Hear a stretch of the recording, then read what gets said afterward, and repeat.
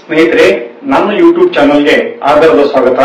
ಇವತ್ತಿನ ಸಂಚಿಕೆ ಹಸಿ ಕೋಸಂಬರಿ. ಹಸಿ ಕೋಸಂಬರಿ ತಿನ್ನುವ ಮುಂಚೆ ನುಗ್ಗೆ ಸೊಪ್ಪಿನ ಚಟ್ನಿಯನ್ನ ಸವಿದವರಿಗೆ ಧನ್ಯವಾದಗಳನ್ನ ಹೇಳ್ತಾ ಇದ್ದೀನಿ. ಈಗಾಗಲೇ 7,000ಕ್ಕೂ ಹೆಚ್ಚು ವೀಕ್ಷಣೆಗಳು ಆಗಿದೆ, ಅವರಿಗೆ ಧನ್ಯವಾದಗಳು. ಹಾಗೆ ಈ ಹಸಿ ಕೋಸಂಬರಿ ಅತಿ ಕಡಿಮೆ ಖರ್ಚಿನಲ್ಲಿ ಮಾಡುವಂತಹ ಕೋಸಂಬರಿ. ಈ ಶುಚಿ, ರುಚಿ, ಆರೋಗ್ಯಕರ ಹಸಿ ಕೋಸಂಬರಿಯನ್ನ ಮಾಡೋದು ಹೇಗೆ ಅಂತ ನೋಡೋಣ. ಈಗ ನಮ್ಮ ಅಡಿಗೆ ಮನೆಗೆ ಹೋಗೋಣ.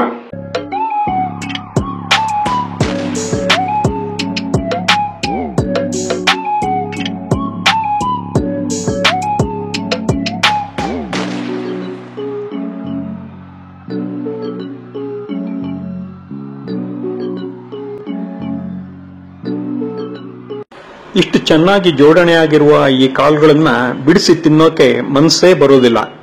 ಆದರೆ ಈ ಕಾಳು ಸತ್ವಭರಿತವಾಗಿರುತ್ತದೆ. ಮ್ಯಾಗ್ನೀಷಿಯಂ, ಕಬ್ಬಿಣ, ಸತು ಮತ್ತು ರಂಜಕ ಇದರಲ್ಲಿದೆ. ಇದು ಮೂಳೆಯನ್ನು ಬಲಪಡಿಸುತ್ತದೆ. ವಿಟಮಿನ್ ಬಿ ಹೆಚ್ಚಾಗಿ ಇರುವುದರಿಂದ ನರಮಂಡಲದ ಆರೋಗ್ಯವನ್ನು ಸಹ ಚೆನ್ನಾಗಿ ಕಾಪಾಡುತ್ತದೆ. ಇಷ್ಟೆಲ್ಲ ಸತ್ವ ಇರುವ ಈ ಮೆಕ್ಕೆಜೋಳವನ್ನ ಕೋಸಂಬರಿಯ ಜೊತೆ ಹಾಕಿ ತಿನ್ನೋಣ. ಮೊದಲು ಈ ಜೋಳದ ಕುಂಟಿಗೆಯನ್ನ ಕೈಯಲ್ಲೇ ಮುರಿದು 2 ತುಂಡು ಮಾಡಿ,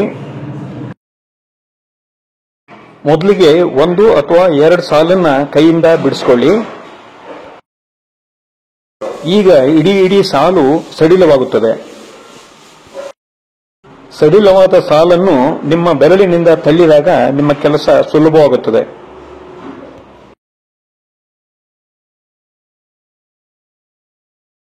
ಹೀಗೆ ಮೆಕ್ಕೆಜೋಳದ ಕಾಳನ್ನು ಬಿಡಿಸಿ ಒಂದು ಕಡೆ ಇಟ್ಟುಕೊಳ್ಳಿ.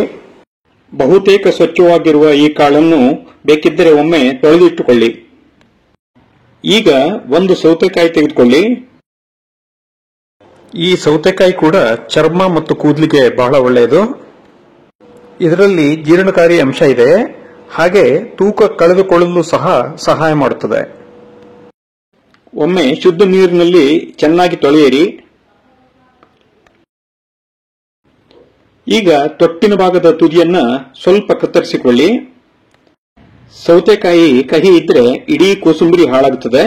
ಅದಕ್ಕಾಗಿ ಕತ್ತರಿಸಿದ ತುದಿಯಿಂದ ಇನ್ನೊಂದು ಸೌತೆಕಾಯಿಯ ಭಾಗವನ್ನ ಚೆನ್ನಾಗಿ ಉಜ್ಜಿ ಅದರ ವಿಷವನ್ನ ತೆಗೆಯಿರಿ. ಕಹಿಯ ಅಂಶ ಹೋದ ನಂತರ ಸಿಪ್ಪೆಯನ್ನ ತೆಗೆಯಿರಿ. ಆರೋಗ್ಯದ ದೃಷ್ಟಿಯಿಂದ ಸಿಪ್ಪೆ ಇದ್ದರೆ ಒಳ್ಳೆಯದು. ಆದರೆ ಹಾನಿಕಾರಕ ಕೀಟನಾಶಕಗಳನ್ನು ಬಳಸಿದರೆ ಸಿಪ್ಪೆ ತೆಗೆಯುವುದೇ ಒಳ್ಳೆಯದು. ಈಗ ಜಾಗರೂಕತೆಯಿಂದ ಅಡ್ಡಡ್ಡ ಉದ್ದುದ್ದ ಕೊಚ್ಚಿ ಸಣ್ಣ ತುರಿ ಮಾಡಿ.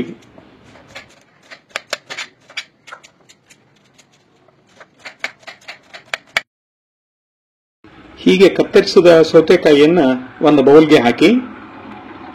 ಈಗ ಸ್ವಲ್ಪ ನಿಂಬೆ ರಸ ಹಿಂಡಿ ಹಾಕಿ. ಕಾಯಿ ತುರಿ ಬೇಕಿದ್ದರೆ ಹಾಕಿ.